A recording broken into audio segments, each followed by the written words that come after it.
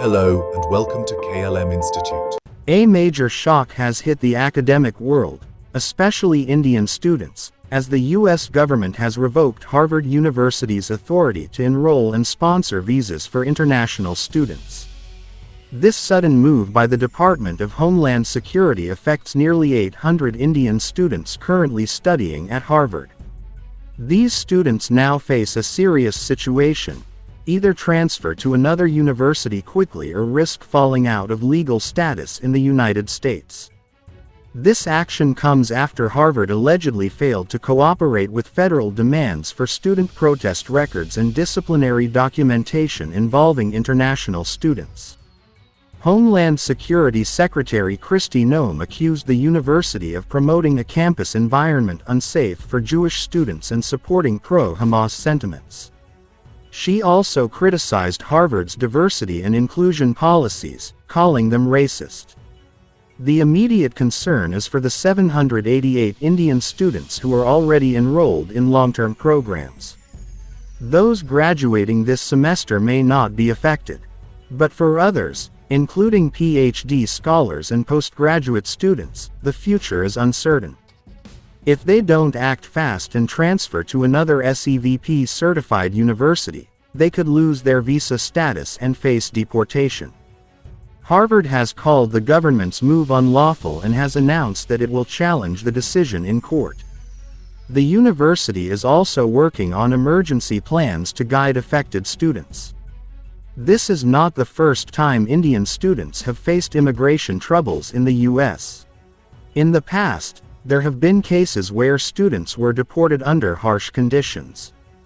In 2019, over 100 Indian students were deported in a fake university scam in the U.S., where the authorities accused them of violating visa rules.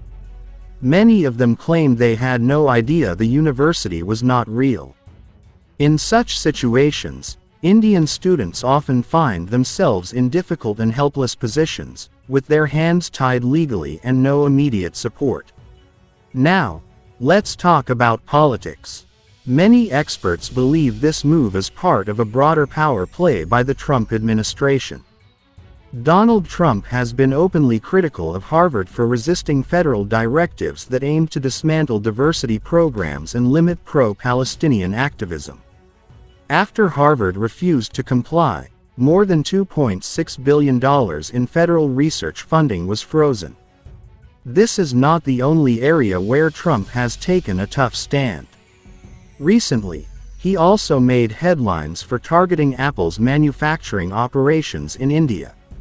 He said that if Apple continues to manufacture in India, it will have to pay tariffs when those products are sold in the U.S.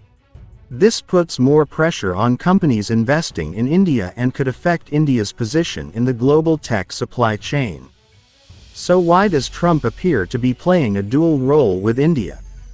On one hand, he praises the relationship with Indian leaders and seeks Indian American votes. On the other hand, he takes strict measures that affect Indian students and businesses. Analysts say it's all part of a larger political strategy aimed at appealing to his voter base in the U.S. who favor tough immigration and trade policies. India has responded strongly to this situation. The Indian Ministry of External Affairs has reached out to the U.S. authorities, asking for clarity and urging them to ensure that Indian students are not unfairly penalized. There has also been a global outcry from academic institutions and human rights organizations, calling the decision an attack on academic freedom and student rights. This development is a major turning point not just for Indian students, but for the entire global education system. Harvard is one of the world's top universities, and such actions could set a dangerous precedent. That's all for now. Stay tuned to KLM Institute for more updates on this developing story. Don't forget to like, share, and subscribe for more important news that matters to you. Thank you for watching.